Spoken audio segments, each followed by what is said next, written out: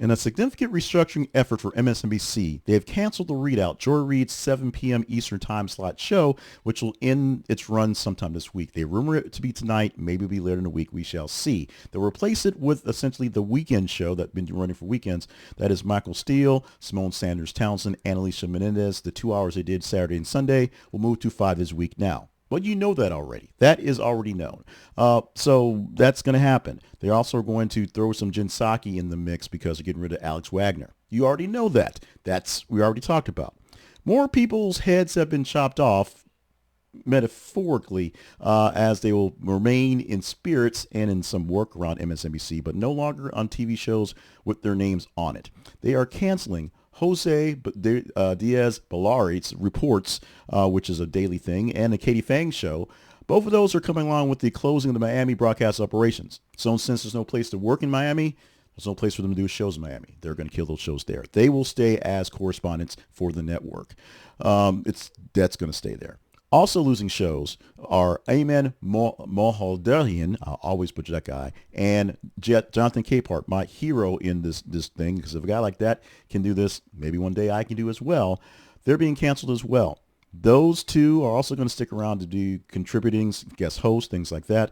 But the full programs they had are going away. What they're going to fill those spots with, not sure. They're mostly weekend stuff. Ayman was on in the evenings on Saturday and Sundays, and Katie Phang and Jonathan Capehart had the Saturday Sunday show and the Katie Phang show, which bounced around a bunch of places as a way to keep those correspondents, those people in the news doing stuff. But where it landed was basically time fillers going forward. Essentially, MSNBC is saying anyone can do these jobs, and they will have basically anyone doing these jobs, or they'll fill it with more things like Alex Witt, which is awesome. We can do plenty of that one because just plain news is great. But we'll see what they actually fill these things with. But right now, going along with the not so shocking surprise at this point of Joy Reid is that other people are losing their spots as well. Now, let's add a little wrinkle to the Joy Reid thing and talk about that one.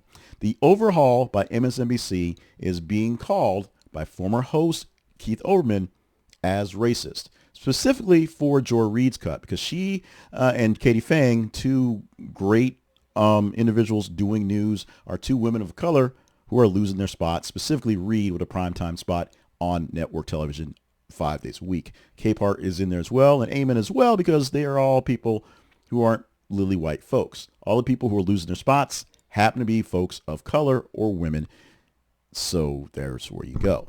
How this will work out in the grand scheme of things, we won't know until the full revamp is done. The only show we know is going to come into fruition is moving the 3 from the weekend to weekdays, which is probably boasting for the ratings there. We'll see what happens, as many people are not tuning into MSNBC because of Joy Reid specifically.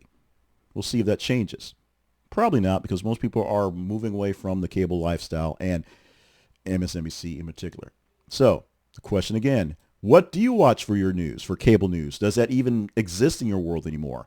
If it is, let me know who you're watching, like literally what people you're watching and what channels you're watching. Maybe it's, say, Newsmax or OAN, to let me know what you're watching, who you're watching, what's going on. I am watching more Newsmax, be honest. Not that they're necessarily fairer, but I'm a big fan of the folks over there, and I've called it sort of the Island of Misfits toys. Some folks who've been sort of thrown ashore, outcasts on a place, need a place to work. And they're actually doing fairly well with what they're producing. Chris Cuomo is doing sort of crazy stuff, but hey, he's Chris Cuomo. In the meantime, let me know what you think about the firings, restructurings, and the movements at MSNBC and other places. CNN has their big moves happening next week as well. Fox is pretty good where they are, so don't want to change anything. You let me know what you're seeing going forward, literally what you're looking at, what you're seeing going forward, so we can talk about that in conversation.